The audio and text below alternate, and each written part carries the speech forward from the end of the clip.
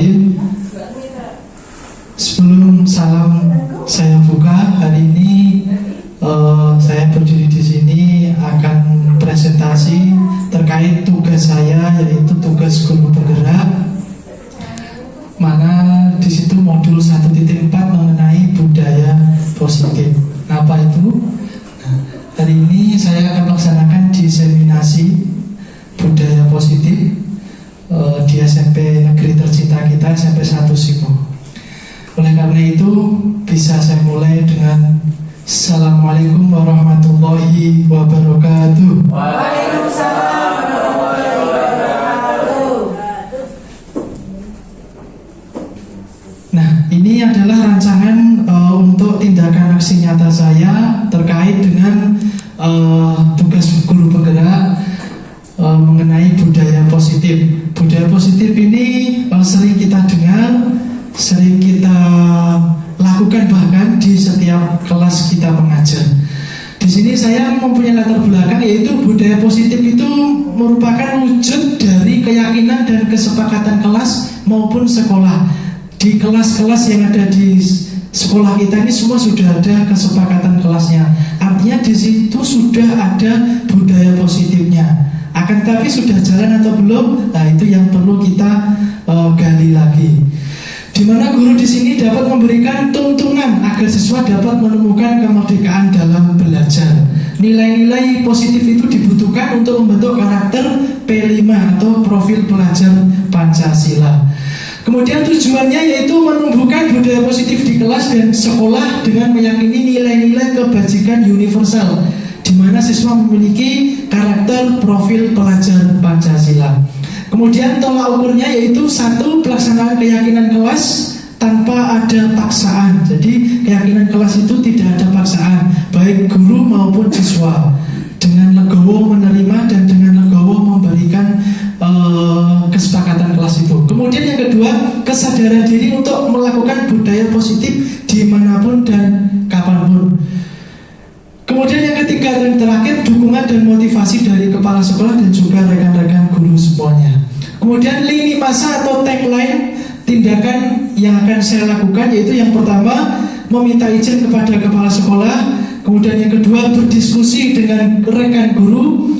Kemudian yang ketiga, membuat keyakinan kelas di kelas di mana saya mengajar. Kemudian yang keempat, menuntun, merefleksi dan mengevaluasi keyakinan yang telah dibuat. Yang kelima, memberi contoh tindakan yang konsisten dilakukan agar bisa menjadi budaya atau menjadi suatu kebiasaan.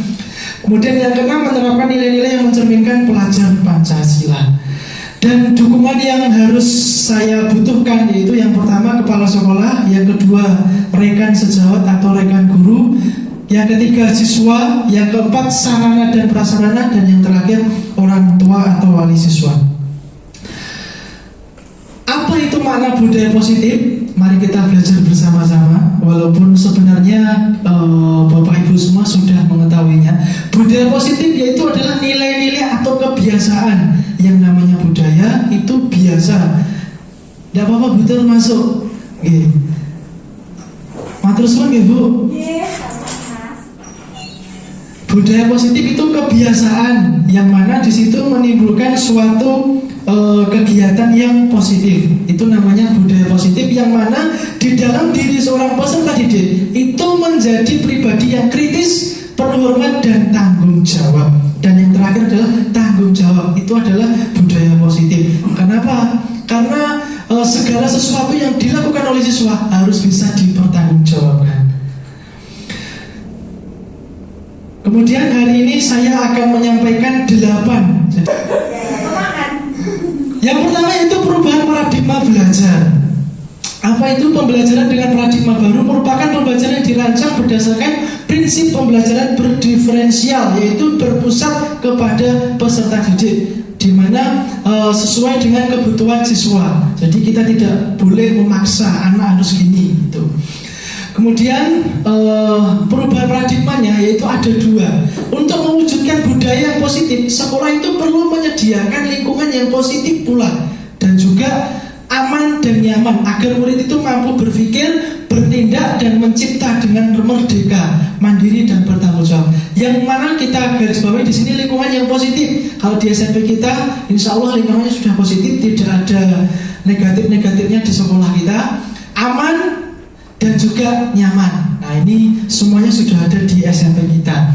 Bagaimana kita bisa melanjutkannya? Kemudian yang kedua, lazimnya atau umumnya disiplin itu dikaitkan dengan kontrol. Dalam hal ini kontrol guru dalam menghadapi murid. Jadi seperti kita ketahui bahwa anak itu disiplin itu karena dikontrol oleh guru. Nah contoh misalkan besok harus tidak bawa kartu ujian. Nanti kalau tidak bawa kartu ujian nanti menghafalkan Asmaul Husna atau mengaji. Nah itu anak disiplinnya masih dikontrol sama guru kalau seperti itu. Akan tapi itu boleh tidak boleh.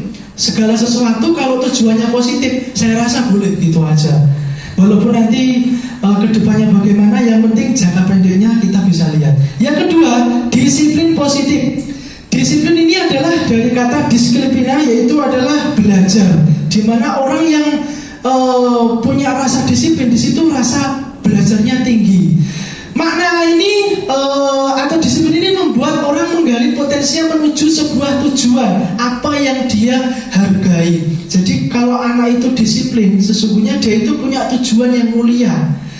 Kemudian namun dalam budaya kita, makna kata disiplin itu telah berubah menjadi sesuatu yang dilakukan seseorang pada orang lain untuk mendapatkan kepatuhan. Nah tadi seperti kalau tidak bawa kartu nanti membaca Asmaul Husna. Nah itu kan berarti disiplinnya karena takut agar tidak membaca Asmaul Husna. Nah gitu. Nggak usah jauh-jauh kita aja. Kalau kita datangnya itu jam 8 siang gitu, nah itu termasuk tidak disiplin, ya tidak patuh gitu. Kemudian selanjutnya kita tidak bisa mengontrol orang lain, akan tetapi orang lain itu bisanya mengontrol dia sendiri. Diri kita atau siapa yang bisa mengontrol diri kita? Ya diri kita sendiri gitu. Jadi kita sebenarnya tidak bisa mengontrol orang lain. Kenapa? Karena nanti orang lain juga pasti akan berubah lagi kalau tidak diniati dengan sungguh-sungguh gitu. Disiplin adalah kemampuan memerintah diri sendiri dalam mengontrol dan menguasai diri untuk memilih tindakan yang mengacu pada nilai-nilai yang kita hargai dengan penuh tanggung jawab tanpa terperintah oleh orang lain. Tapi faktanya murid disiplin karena adanya suatu perintah atau tata tertib. Nah, gitu gitu. Jangan jauh-jauh, muridlah kita aja sama gitu aja. Jadi saya rasa saya pun juga sama. Jadi saya disiplin karena taat peraturan atau taat tata tertib gitu, ya, dimanapun berada. Misalkan kita di jalan raya, di lampu merah ya berhenti gitu. Karena kita ada kalanya taat peraturan, tapi ada kalanya nggak taat. Malam hari itu lampu di Simo itu ya masih nyala, tapi yang merah terobos saja, ya.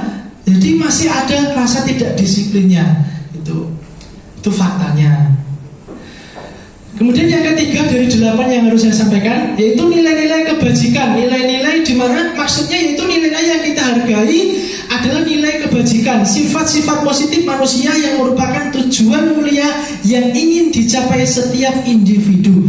Setiap manusia, sejelek-jeleknya, seburuk-buruknya manusia, itu pasti punya satu tujuan mulia yang ada di dalam dirinya. Nah, misalkan contoh, ada orang maling tempatnya orang yang suka pelit misalkan, atau orang yang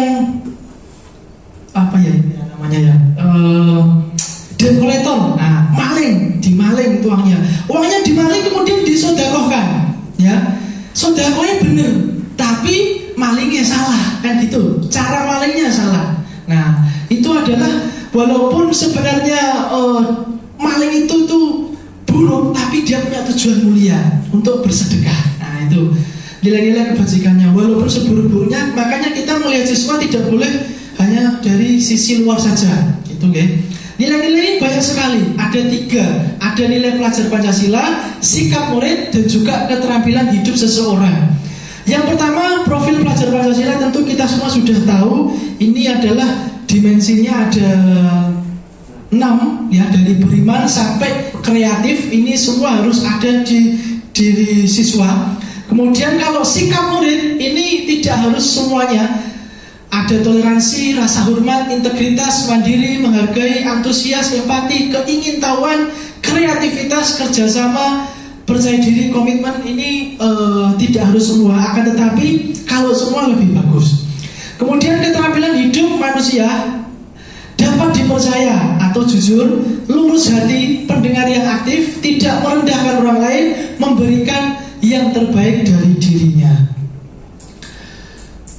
Yang keempat yaitu motivasi perilaku manusia. Nah, ini Dian Gosen itu adalah tokoh psikologi.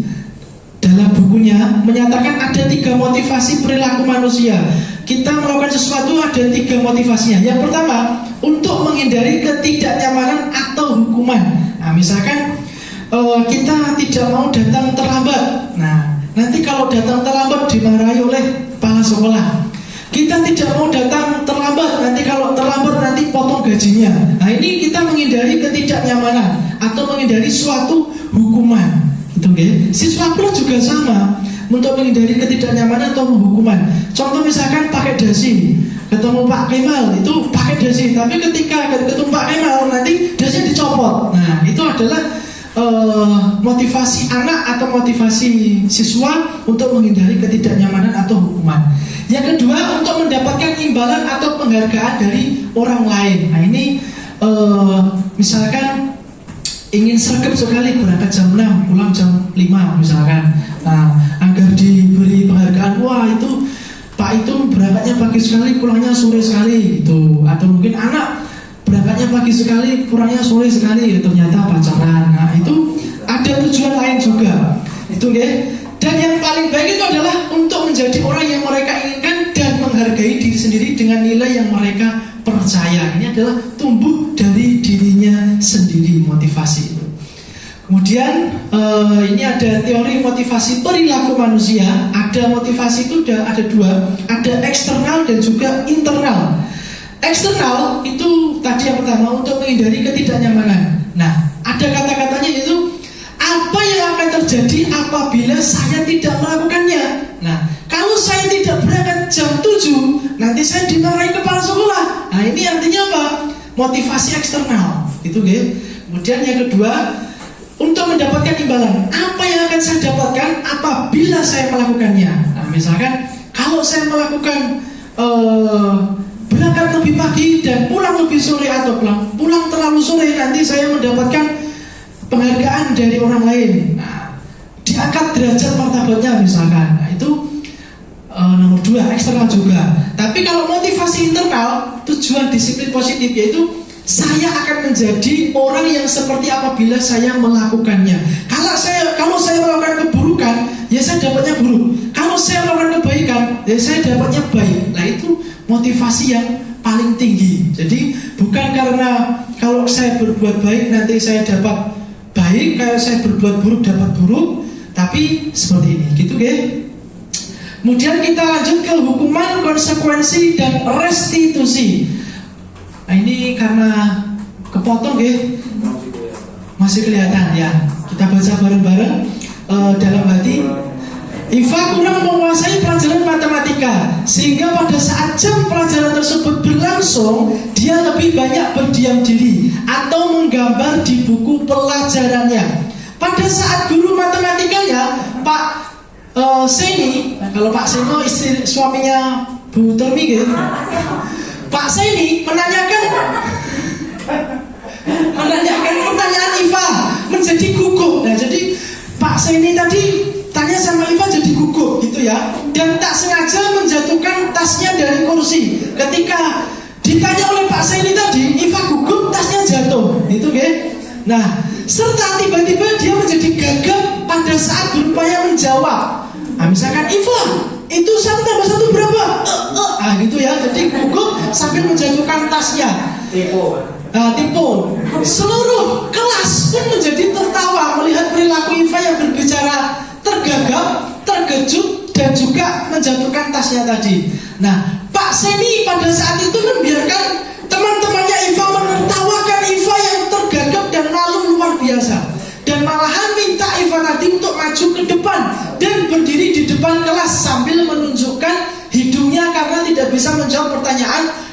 Seni tadi.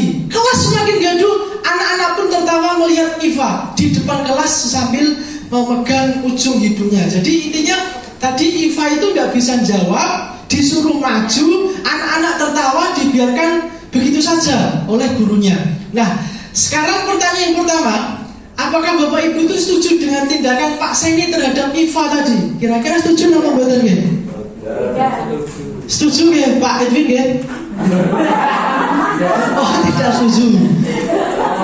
Kira-kira alasannya apa Pak Edwin kok nggak setuju Pak? Tadi seperti tadi budaya positifnya dalam kelas tersebut tidak tercemir, tidak muncul dari perilaku itu guru ke siswa. Oh, tidak tercermin ya dari guru ke siswa. Ada alasan lain? Pak Kawing yang suka, bagaimana menurut panjenengan, setuju tidak dengan Pak Seno tadi seperti itu tadi? Pak Seno, Pak Seni. Oh, Pak Seni. Sedangkan Pak Seni kurang bijaksana. Kurang bijaksana. Pertama menjadikan si anak tadi Pak yang sudah merasa kurang mampu menjadi makin malu di hadapan teman-temannya, dan kemudian belum menunjukkan sikap sebagai pembimbing atau sebagai orang dewasa yang bisa menumbuhkan kepercayaan diri Pak. Begitu. Oke, terima kasih. Luar biasa sekali. Betul itu memang. Kita beri tepuk tangan. Ya, jadi tindakan Pak Seni tadi tidak dibenarkan. Kenapa? Karena di situ justru akan menjatuhkan anak. Kalau anak sudah jatuh, itu akan bangun lagi susah. Gitu nggih. Kemudian menurut panjenengan tindakan Pak Seni tadi terhadap Iva adalah sebuah hukuman atau konsekuensi. Nah, ini kadang kita tidak bisa membedakan antara hukuman dan juga konsekuensi. Gitu nggih. Kira-kira Pak Seni tadi hukuman atau konsekuensi nggih Pak Kemal nggih? Itu kurang hukuman Pak. Hukuman nggih. Apa ini? Kurang fokus nih. Kurang fokus Pak. Oh, kurang fokus nggih.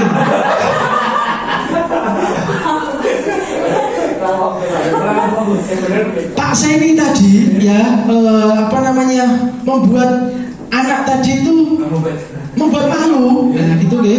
Tindakan Pak Seni terhadap Iva tadi itu sebuah hukuman atau konsekuensi, Pak?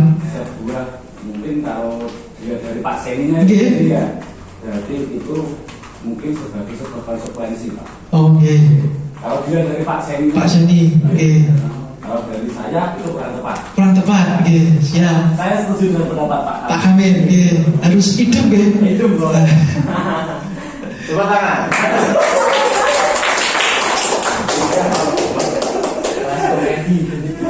Nah, ya, hukuman atau konsekuensi? Kira ada yang jawaban lain betul nggih? Ada yang berbeda. Bu Nur, kira-kira itu hukuman atau konsekuensi Pak Seno tadi atau Pak Seni? Sama-sama itu aja Mas. Bunur.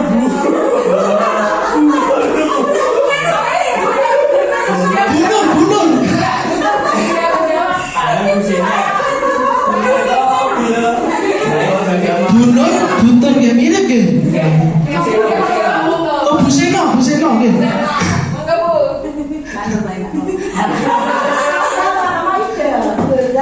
Kira-kira apa benar hukuman atau konsekuensi nih Bu? Kayaknya lebih ke hukum. Hukuman, oke. Ya, apakah yang dijawab oleh Pak Kemal dan Pak Bu Nur tadi semuanya betul? Akan tetapi lebih tepatnya yaitu adalah hukuman, gitu ya. Kenapa? Hukuman itu tergantung mood, gitu ya, tergantung mood. Jadi kalau moodnya ketika buruk, ya dihukum buruk kejam. Tapi ketika moodnya baik, ya biasa aja, gitu. Tapi kalau konsekuensi itu sudah ada kesepakatan atau aturannya. Contoh misalkan di situ di sekolah kita, kalau terlambat 10 menit anak-anak harus menuliskan Asmaul Husna misalkan, itu konsekuensi misalkan. Nah, tapi kalau tidak ada aturan itu, anak terlambat 10 menit, kemudian saya suruh lari 10 kali keliling lapangan, nah itu namanya hukuman. Tapi kalau udah ada kesepakatannya, udah ada aturannya, itu namanya konsekuensi. Itu gitu. Oh, jalan dia semua. Ah, gitu, betul. Saya bisa tebak itu, Pak.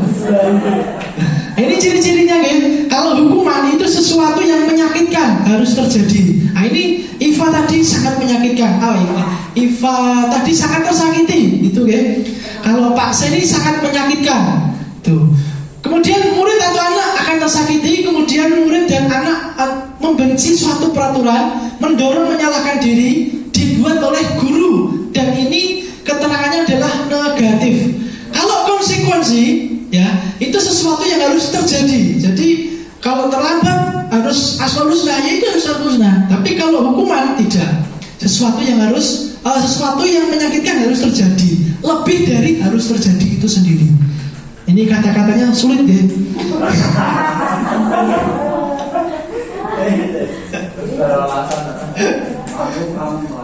Dah. Kemudian murid atau anak menghormati suatu peraturan. Ini bedanya kalau konsekuensi, lebih menghormati. Jadi ketika tes saat ini ya dibuat untuk menulis asmaul husna ataupun ngaji, alhamdulillah berkurang daripada sebelum-sebelumnya. Mungkin dirasa panitia seperti itu ya. Kemudian kalau restitusi, ini kita belum masuk ya, tapi kita singgung sedikit. Kalau restitusi itu adalah pilihan, anak itu akan menjadi kuat atau anak itu akan menemukan suatu solusi sendiri dari masalah yang dia hadapi. Gitu. Intinya adalah anak menyelesaikan sendiri masalahnya sendiri. Itu adalah restitusi. Di mana di sini adalah dibuat oleh siswa sendiri. Itu positif keterangannya. Gitu. Ini ada contoh ya. Coba kita lihat. Mencatat 100 kali di dalam buku kalimat, saya tidak akan terlambat lagi karena terlambat ke sekolah. Hukuman atau konsekuensi ini? Hukuman. Oke, kita lihat jawabannya. Hukuman. Hukuman.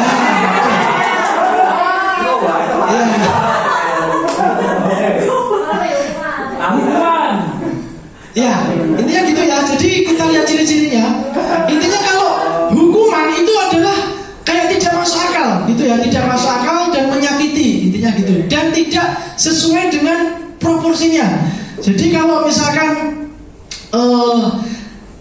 terlambat, ya sesuai. Kalau terlambat harus seperti apa, gitu. Kalau tidak pakai sepatu hitam misalkan, jadi konsekuensinya harusnya seperti apa? Kalau hukuman lebih dari konsekuensi, gitu.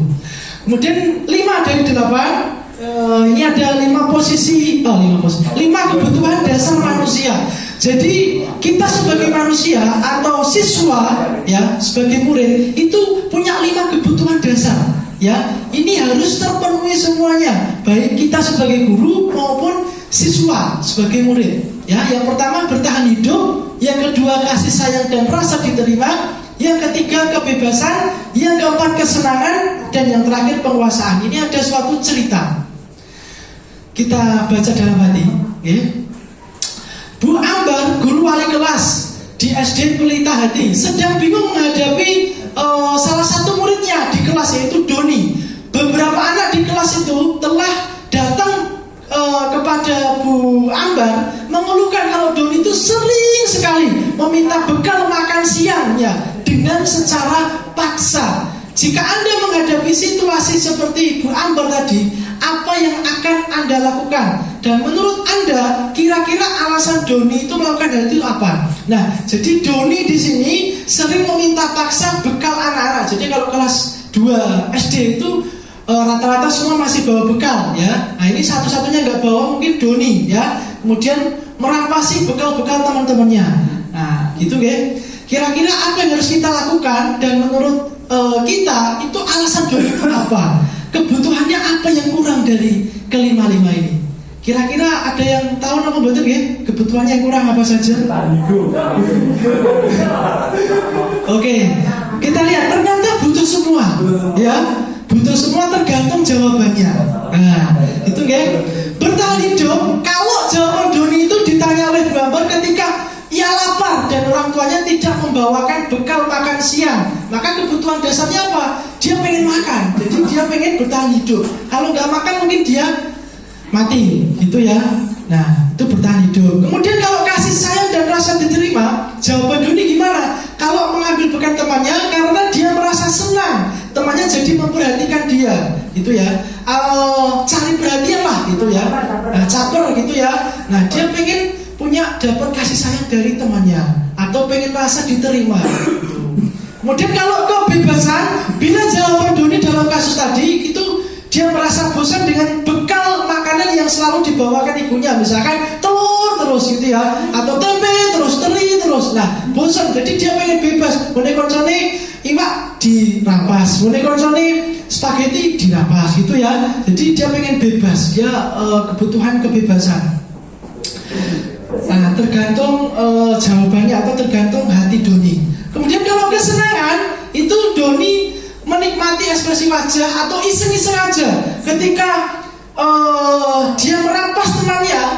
Temannya itu kesal, tapi Doni merasa senang di situ justru. Ketika temannya kesal, mungkin ketika temannya kesal imut gitu ya. Jadi dia merasa senang. Jadi ketika kesal itu rasanya mungkin di dalam hatinya Doni itu senang gitu ya. Semakin temannya kesal, semakin temannya marah, semakin imut menggemaskan mungkin bagi Doni. Ada lagunya Pak. Iya, gimana Pak? Kau menari-nari Oh, kau menari-nari di atas lukaku ini. Sangat berapa nggak tahu.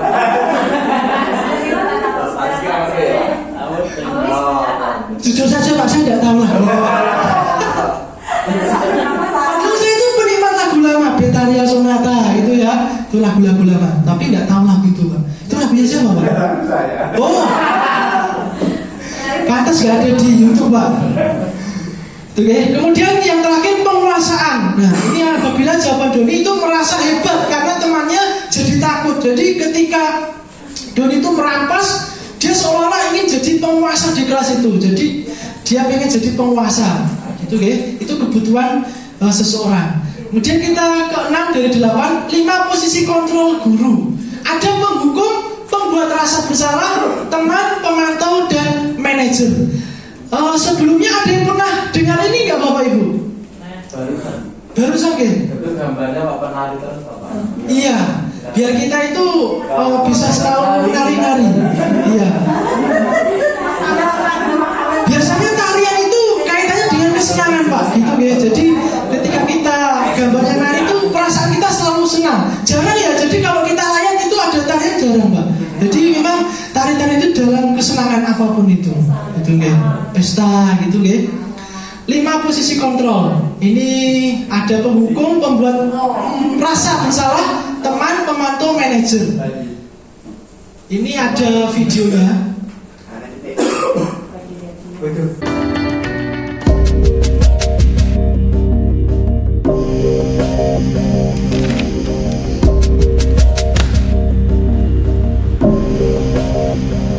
Naren, sini kamu. Selamat pagi, Bu. Selalu terlambat. Kamu deh, pasti terlambat. Maaf, Bu. Saya... Apa? Apa coba? Alasan kamu apa lagi? Kapan sih kamu tidak terlambat? Malas sekali ya kamu jadi anak. Saya... Dasar pemalas. Gak kapok-kapok sih kamu. Sudah berapa kali terlambat? Sana, kamu keliling lapangan basket 2 kali. Kenapa saya harus keliling lapangan basket, Bu? Kenapa? Kamu mau lawan ibu? Berani-beraninya jawab. Sudah terlambat, masih berani jawab pula. Sekarang, keliling lapangan basket 5 kali sekalian. Biar kapok. Cepat! Pergi sana ke lapangan basket.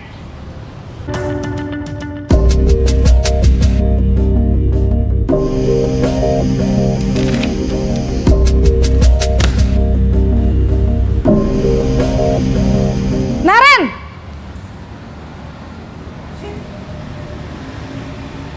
Selamat pagi, Bu. Naren. Kamu kenapa terlambat lagi, nak?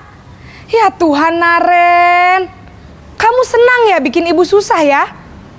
Kalau kamu terlambat lagi, nanti ibu yang ditegur bapak kepala sekolah, nak. Disangka ibu tidak bisa membina kamu. Duh, gimana ini? Maaf, Bu. Duh, Gusti Naren. Kamu suka ya kalau ibu ditegur bapak kepala sekolah? Terus, Sekarang ibu harus tulis apa ini di buku absen? Ini kamu sudah sering terlambat loh. Ibu harus apa coba? Maaf Bu, maaf sekali. Ya sudah, lain kali jangan bikin ibu susah lagi ya nak ya. Ibu tidak akan kuat lagi kalau kamu begini terus. Bisa jantungan kalau ibu ditegur bapak kepala sekolah. Sana cepat ke kelas. Maaf ya Bu, maaf sekali.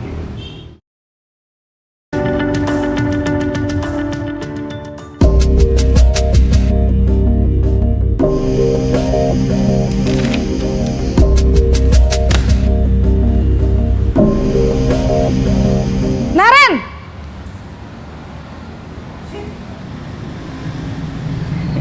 Selamat pagi Bu. Wah, sudah jam berapa ini nak? Terlambat lagi ya sayang. Iya Bu, habis ibu saya lupa bangunkan saya Bu. Kamu malah menyalahkan ibu kamu. Kamu bukannya anak yang larinya paling kenceng. Kok terlambat sih? Iya Bu, saya memang terlambat bangun tadi. Jadi biarpun saya lari kencang, tetap gak kekejar Bu. Ya sudah sana, nanti lain kali larinya lebih kenceng lagi ya. Biar gak terlambat lagi. Bikin seneng ibu, demi ibu. Bisa kan? Bisa lah Bu. Ya sudah sana masuk kelas.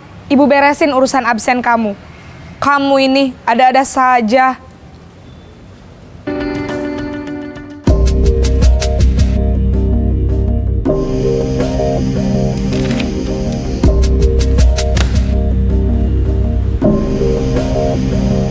Naren!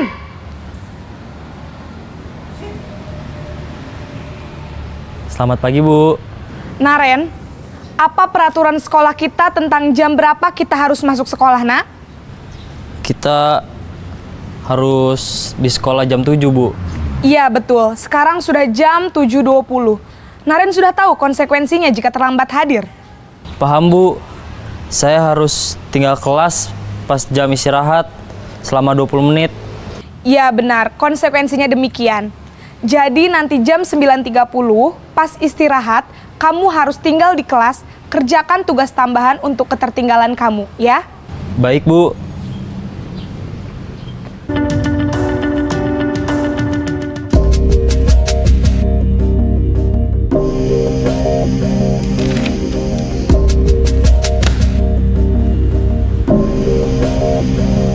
Naren!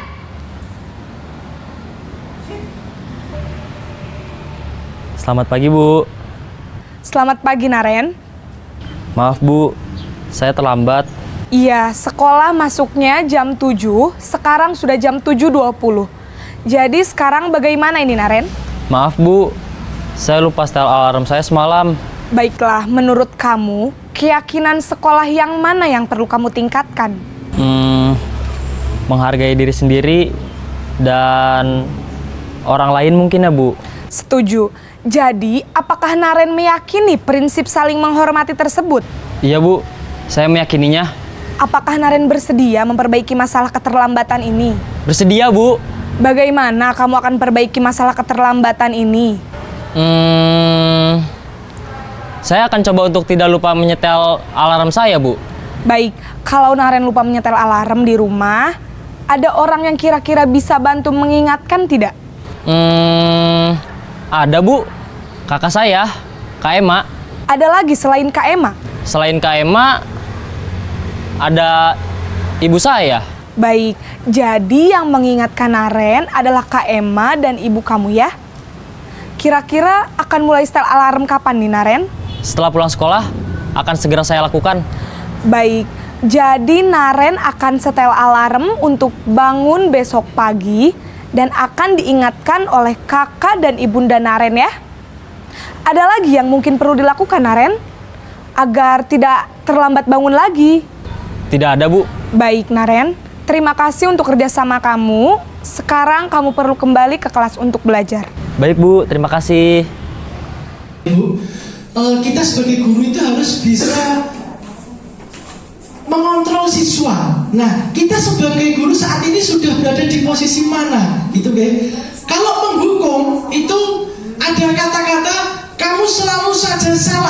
gitu ya. Atau gini, kalau penghukum itu kowe iki piye to jane, kamu itu bagaimana tuh kayak gini gitu. Itu adalah penghukum. Guru seperti ini itu senantiasa percaya ada satu cara agar pembelajaran bisa berhasil, yaitu caranya dia sendiri. Jadi kalau nggak dihukum, dia merasa siswa nggak bisa sesuai keinginannya, itu penghukum, gitu ya. Kalau pembuat rasa bersalah, itu contoh misalkan ada anak nggak bawa dasi, misalkan nggak bawa dasi. Nah, contoh yang pertama, kalau nggak bawa dasi, kalau saya pagi itu atau gue dasi butuh kamu di sih. Nah, itu penghukum, itu ya. Kalau dengan cara saya itu membuat dia itu berhasil, itu penghukum. Kalau pembuat rasa bersalah, aduh, kamu ini gimana? Apa kamu nggak kecewa sama saya, kecewa sama Pak Guru? Selalu berulang-ulang kali mengingatkan kamu untuk memakai dasi. Apa kamu nggak kasihan kalau saya sebagai wali kelas ditegur selalu sama kepala sekolah? Nah, itu membuat rasa bersalah. Jadi anak akan merasa bersalah kalau nggak pakai dasi, gitu ya. Kemudian kalau kita sebagai teman, nah kalau kita sebagai teman kita friendly, gitu ya. Betul nggak kata-katanya seperti itu, Bu Septi? Friendly, friendly, betul, atau friendly? Teman, ya sudah, ini kalau kamu tidak pakai dasi, sekarang dasinya Pak Guru pakaikan. Nah, itu misalkan itu sebagai teman.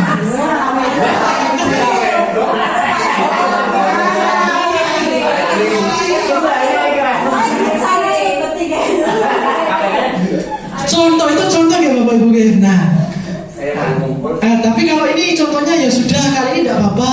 Nanti ibu bantu bereskan, misalkan mengotori atau menumpahkan minuman atau apa dan sebagainya. Kita sebagai teman seperti itu, ya. Kemudian yang keempat, sanksi atau konsekuensinya apa? Nah, ini nanti konsekuensi. Jadi kalau misalkan nggak bawa dasi, harus misalkan menuliskan asbabusnya, udah ada tulisannya. Ya udah, kita sebagai guru cuma membacakan atau mengingatkan aja. Oke, kamu kesalahannya apa? Nggak bawa dasi. Sekarang kamu baca itu. Kalau nggak bawa dasi gimana? Harus baca, harus baca asbabusnya. Oke, silakan ditulis. Itu pemantau, ya. Nah, kita sebagai guru sudah ada di posisi mana? Kemudian kalau manajer, apa rencana kamu untuk memperbaiki hal ini? Nah, ini manajer itu adalah kita sebagai manajer, anak juga sebagai manajer. Jadi anak itu menemukan solusi dari masalah dia sendiri. Pokoknya gimana caranya kita sebagai manajer itu membuat anak itu menemukan solusinya. Contoh misalkan nggak pakai dasi, kita tanya aja, kesalahanmu apa? Dia anak itu sudah merasa, oh ini Pak saya nggak pakai dasi. Oke, kalau nggak pakai dasi, menurut kamu itu salah nggak? Salah Pak. Kalau gitu harus apa yang kamu lakukan? Saya harus pakai dasi Pak. Oke, silahkan dipakai dulu. Lain kali jangan diulangi lagi. Nah, ini adalah manajer, gitu ya. Nah, kita sudah sampai di posisi mana Bapak Ibu? Yang bisa tahu ya diri kita sendiri. Kalau saya jujur aja masih di penghukum, ya, suka hukum-hukum, gitu ya. Tapi kadang-kala ya teman, kalau membuat rasa bersalah nggak pernah, gitu ya. Gak pernah, karena saya orangnya agak kasar, jadi gak bisa bilang suruh lembut itu gak bisa, kecuali acting gitu ya. Jadi kalau contoh yang gak bisa marah di sini kayak Pak Edwin itu kan gak bisa marah.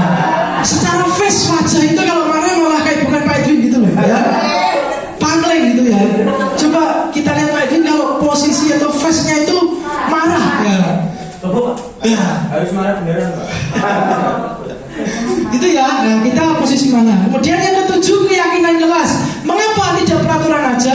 Kenapa kok tidak peraturan? Karena keyakinan itu dibuat antara kesepakatan guru dan siswa. Kalau peraturan kadang sepihak, itu ya. Contoh peraturan sekolah itu sepihak, jadi siswa nggak bisa, itu ya. Tata tertib laboratorium IPA. Nah ini siswa nggak ada di sini. Yang buat siapa? Ya guru atau sekolah. Ini tata tertib atau peraturan. Ini bukan keyakinan, ya, bukan keyakinan. Beda ya. Kalau keyakinan dibuat antara guru dan siswa, itu bedanya itu aja. Keyakinan kelas itu adalah ini tadi pembentukan keyakinan kelas bersifat abstrak daripada peraturan. Jadi kalau peraturan di sini ya, Bapak Ibu kita tak bacakan ya, siswa tidak diperkenankan masuk ke ruang lab tanpa seizin guru lab. Tadi saya sudah izin, alhamdulillah. Saya sudah izin Bu Endang selaku kepala lab. Oh Itu iya. ya, saya sudah izin. Nah, Siswa itu siswa. oh siswa ini. Iya, iya. Nah, siswa tidak diperkenankan ini kalau peraturan. Tapi kalau keyakinan kelas itu adalah kata-katanya nggak seperti ini. Misalkan meminta izin memasuki lab biologi. Nah, itu kata-katanya seperti itu. Selalu meminta izin, itu beda ya. Jadi lebih abstrak ya kalau keyakinan kelas. Kemudian keyakinan lebih berupa pernyataan-pernyataan. Tuh. Pernyataan keyakinan kelas senantiasa dibuat dalam bentuk positif, jadi bukan negatif, gitu ya. Dilarang itu bukan keyakinan kelas, dilarang mencontek, dilarang berbicara keras itu bukan keyakinan. Tuh. Tapi kalau keyakinan bagaimana? Berbicara lembut. Nah, itu keyakinan kelas. Tapi kalau ada kata-kata dilarang berarti bukan keyakinan kelas, tapi suatu peraturan atau tata tertib. Tuh. Ini contohnya ya, peraturan keyakinan kelas. Selalu kembalikan buku tempatnya. Itu keyakinannya gimana? Tanggung jawab. Dilarang mengganggu orang lain, menghormati orang lain. Nah, ini ya kata-katanya. Bisa dipahami. Ini contohnya saya sudah pernah melakukan keyakinan atau kesepakatan kelas di kelas di mana saya jadi wali kelas gitu ya. Tapi dulu waktu itu masih online. Kemudian yang terakhir segitiga restitusi. Sedikit kita belajar mengenai segitiga restitusi itu apa?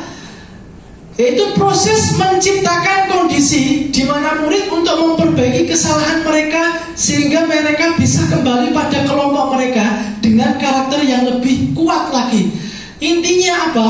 Restitusi itu adalah anak tahu kesalahannya apa, anak tahu dia siapa, anak tahu kesalahannya apa, dan anak bisa memperbaiki dari kesalahannya. Itu ya. Ada 3. Anak tahu dia siapa, anak tahu kesalahannya apa, berarti dia sadar kalau dia salah. Kemudian yang ketiga, anak tahu cara memperbaikinya. Ini segitiga restitusi. Nah, kita sebagai guru, sebagai manajer, yaitu mengelola segitiganya. Nah, ini ciri-cirinya. Bukan untuk menebus kesalahan, memperbaiki hubungan, tawaran, bukan paksaan. Restitusi itu menuntun untuk melihat ke dalam diri dan sampai restitusi fokus pada solusi dan mengembalikan murid untuk yang berbuat salah kepada kelompok yang kuat. Itu. Nah, ini segitiga restitusi, yaitu yang pertama yaitu adalah validasi, menstabilkan identitas. Yaitu contoh misalkan ada anak yang sering berangkat terlambat gitu ya. Nah, cara menstabilkan identitas bagaimana?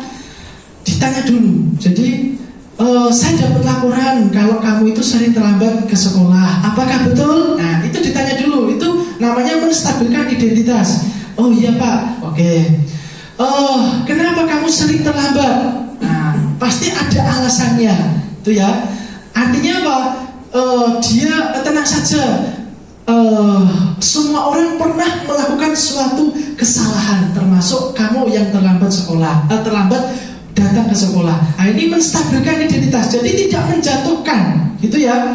Jadi kalau kita sedang menangani anak itu jangan sampai menjatuhkan si anak itu dengan cara kita mengangkatnya. Contohnya kata-kata itu tadi, kamu bukan satu-satunya, atau kalau saya berada di posisi kamu, pasti saya akan seperti itu. Jadi anak akan tidak down, gitu ya. Kemudian yang kedua yaitu adalah validasi tindakan yang salah. Nah, jadi anak ditanya, alasanmu terlambat itu apa? Tuh, misalkan terlambat karena saya sering bantu ibu jualan di pasar, mengantar misalkan. Ya udah kalau begitu. Nah, jadi anak tahu dulu kalau dia itu salah, itu ya. Kemudian menanyakan keyakinan yang terakhir. Oke, sekarang menurut kamu terlambat itu betul atau tidak? Pasti jawabannya tidak. Kalau dengan cara 2 ini sudah dilakukan, gitu ya.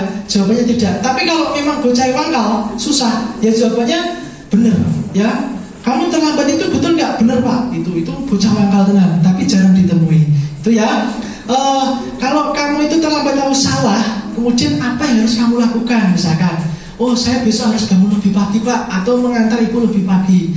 Anda sudah tahu jawabannya, Anda sudah bisa menemukan solusinya sendiri. Itu adalah keyakinan atau segitiga restitusi. Ini dokumentasi saya pernah melakukannya walaupun.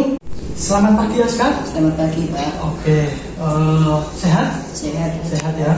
Tadi Pak Guru dengar dari wali kelas kamu, katanya kamu habis bertengkar ya dengan Dika. Ya Pak, habis saya kesal sama Dika. Oke, kenapa kamu bisa kesal? Karena Dika salah mencetak hasil pekerjaan saya, bukan hanya PR tugas juga dicontek Pak. Oh gitu ya, wajar lah kalau kamu itu kesal ya. Mungkin bila Pak Gufar ada di posisi kamu juga pasti Pak Guru juga akan marah, gitu ya? Iya. Oke. Lalu apa yang akan kamu lakukan terhadap Dika? Tadi saya marah-marah sama Dika dan maki-maki dia. Tanpa sadar saya sudah mengebrak meja. Oke, begitu pasti kamu berbuat seperti itu ada alasannya. Iya.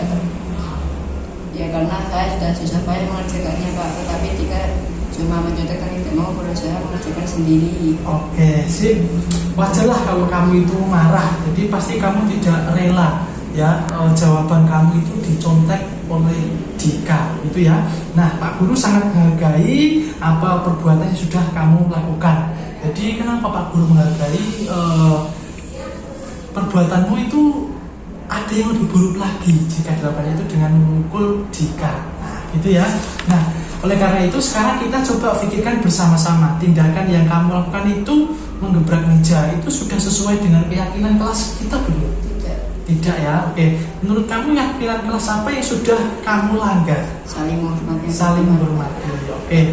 Saling menghormati sesama teman itu penting atau tidak menurut kamu? Penting. Penting ya. Baik, kalau menurut kamu penting, keyakinan kelas apa yang akan kamu lakukan saat kamu itu marah? Harus sabar. Sabar, oke. Harus sabar memperbaiki masalah ini. Kalau kamu bersedia nggak untuk memperbaiki masalah ini? Setia Pak. Sedia ya. Terus apa yang kamu lakukan untuk memperbaiki masalah ini? Saya akan bersabar dan menahan amarah saya. Bila ada yang mencontek, saya akan melaporkan kepada guru mapet atau guru wali kelas. Oke, tepat sekali yang akan kamu lakukan, Aska. Pak Guru sangat menghargai. Semoga apa yang kamu lakukan bisa merubah amarah kamu menjadi lebih sabar. Itu ya. Oke, sekian dan terima kasih. Silahkan kembali ke kelas kamu. Semangat. Iya. Alfian, sehat? Oke, selamat pagi Alfian. Alfian, tadi Pak Gufar dengar dari guru piket katanya kamu habis terlambat masih sekolah ya? Iya Pak. Oh iya. Menurut ingatan kamu itu kamu sudah terlambat berapa kali Alfian? 5 kali Pak. Oke, sering terlambat itu perbuatan atau suatu kesalahan bukan? Iya Pak. Oh, kesalahan ya. Baik Alfian, berbuat kesalahan itu manusiawi. Pasti semua orang pernah melakukan suatu kesalahan. Nah, yang penting kita itu bisa belajar dari kesalahan itu dan juga memperbaiki kesalahan kita. Gitu ya? Oke, setuju? Setuju Pak. Oke, baik. Sekarang Alfian kita cari solusinya bersama-sama. Siap atau tidak? Siap Pak. Siap. Oke. Alfian, kamu pasti punya nih alasan kenapa kamu itu sering terlambat masuk sekolah. Iya Pak, saya sering begadang dan saya selalu bermain HP sampai larut malam Pak. Oke, kamu tahu keyakinan kelas yang sudah kita sepakati? Tahu Pak. Oke, kalau terlambat datang itu kira-kira sudah sesuai dengan keyakinan kelas kita bukan? Tidak Pak. Oh tidak ya, oke. Menurut kamu keyakinan kelas apa yang sudah kamu langgar? Disiplin Pak. Disiplin, oke. Menurut kamu disiplin itu penting atau tidak? Penting Pak, karena dengan disiplin saya bisa menghargai waktu Pak. Betul, oke, betul sekali Alfian. Menghargai waktu itu sangat penting. Seperti kita menghargai seseorang atau menghargai orang lain, begitu juga nanti orang lain juga akan menghargai diri kita, gitu ya. Nah, pekerjaan yang tadinya itu bisa dikerjakan tepat waktu, akhirnya jadi keteteran, gitu ya, dan menumpuk. Dan juga disiplin itu nanti akan melatih kita menjadi orang yang peduli. Oke, begitu ya. Iya Pak, saya mohon maaf jika sering terlambat Pak. Oke, baik Alfian, sikap baik yang sudah kamu lakukan itu dengan cara meminta maaf, Pak Guru sangat menghargai sekali. Nah, untuk saat ini, apa yang kamu lakukan supaya kamu itu tidak terlambat datang ke sekolah lagi? Saya akan tidur lebih cepat Pak dan tidak begadang lagi. dan bermain game sampai larut malam supaya saya bisa bangun lebih pagi dan tidak terlambat lagi ke sekolah, Pak. Oke, baik Alfian, kamu sudah menemukan solusinya dari masalah yang kamu hadapi atau terlambat sekolah ini. Nanti Pak Gufar atau Pak Guru akan bekerja sama dengan orang tuamu ya, supaya kamu tidak terlambat ke sekolah lagi. Itu nggih? Ya, sekarang silahkan kembali ke kelas kamu. Tetap semangat ya. Ya, Pak. Oke. Terima kasih, Pak. Terima kasih ya. Sekian presentasi dari saya, kurang lebihnya saya mohon maaf. Billahi taufik wal hidayah. Wassalamualaikum warahmatullahi wabarakatuh.